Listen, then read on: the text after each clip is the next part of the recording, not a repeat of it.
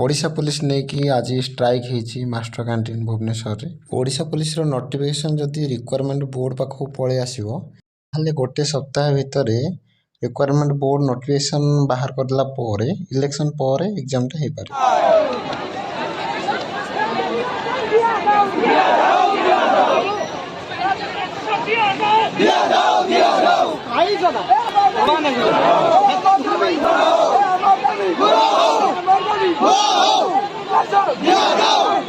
बर्तमान आम दाबी हूँ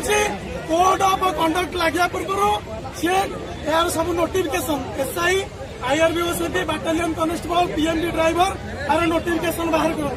जदि बाहर न करती विथ प्रॉपर एज रिलैक्सेशन जेहेतु कोविड होता जदि न बाहर करती आम आगामी दिन में जो इलेक्शन अच्छी जनरल इलेक्शन सबू गाँ गली जो भाई मैंने अच्छा आम विक्षोभ जारी रखू पावर 24 सरकार निश्चित बुझे युवक कौन युवक शक्ति।